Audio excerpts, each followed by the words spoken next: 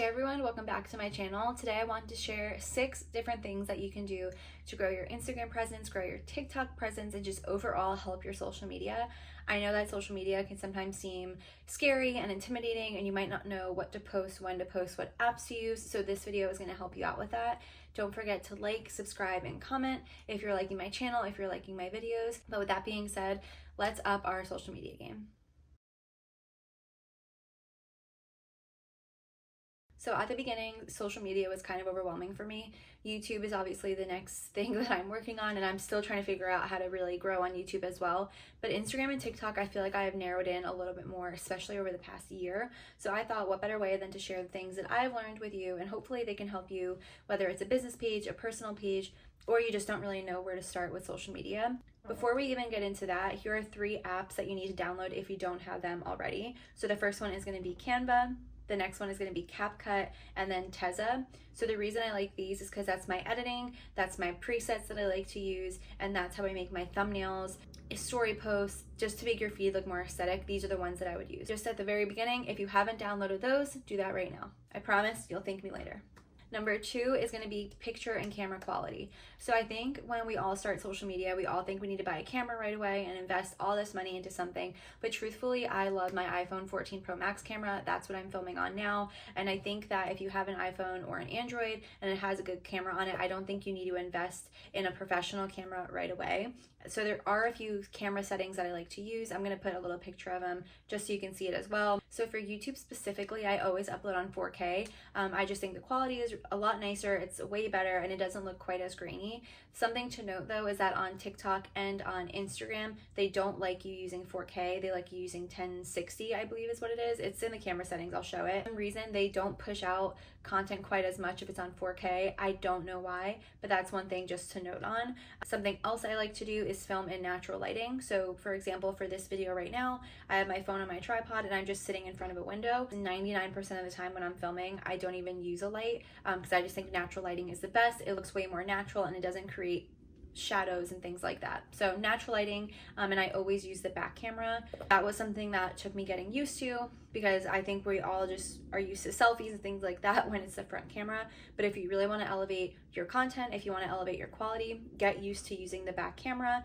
Just do a couple test runs, prop your phone up, see kind of what your background is like, and if you like how it's looking and you like the way it is, just prop your phone up and you're good to go.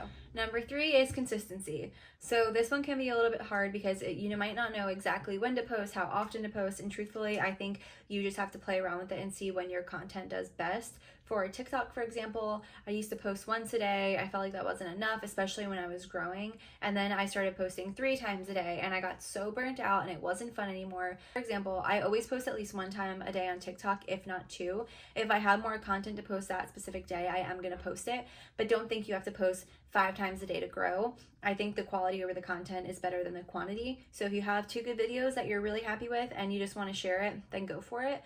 I think posting 3 to 5 times a day is a little bit unrealistic, and that's how you will get burnt out and social media won't be fun anymore.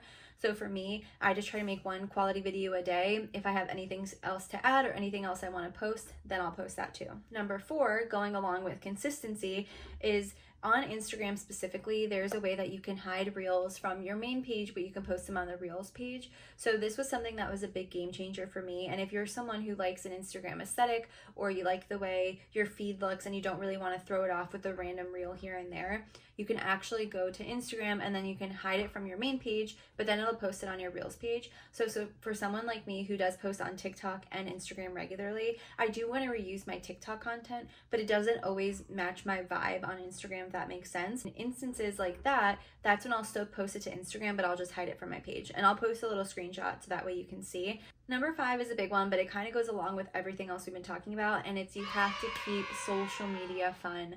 If you don't, if you're overthinking it, if you're stressing yourself out, it's going to affect your content. You're not going to want to do it anymore. And so for me, I really just post things that I know I'm genuinely going to enjoy filming. I'm not trying to fit myself into this box that my content doesn't really vibe with.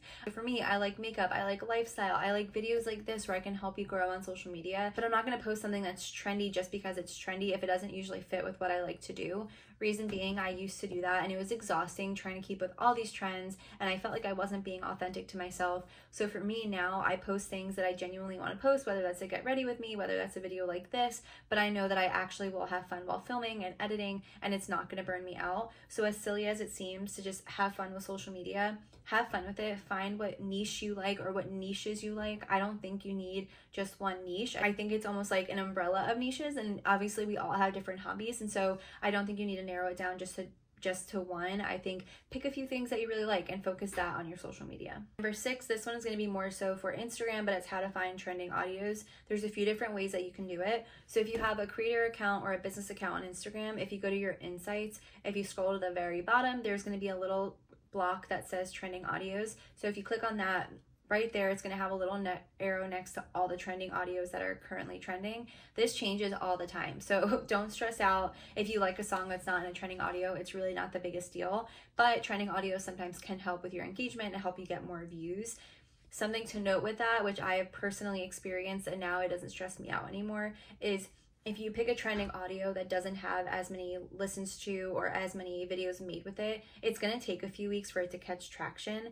And that used to stress me out because I would be like, what the hell? I just posted this video with a trending audio and it has 500 views. Like, what is happening? But I will say, in a few weeks down the road, when more people start using that audio, which will happen, your video will get more views. It's just something with the Instagram algorithm. I don't really quite understand it, but use those trending audios because they will help with your videos as well. But I hope this helps you understand a little bit more on how to grow your social media. It's different for everyone and everyone's growth looks different on it. For example, I still have more followers on Instagram, but I get way more engagement on TikTok, and now I'm new to YouTube, so my engagement is still a little bit lower than I would like it to be. So don't get discouraged. The hardest part is starting to post, but I promise once you post, you will see the reward from it. It's consistency, it's finding things that you like to film, it's keeping it fun and making it enjoyable for yourself. So I hope these 6 little things helped you, and if they did, let me know down in the comments below. If you have more questions on this or you want me to focus more on Instagram or TikTok or whatever it may be,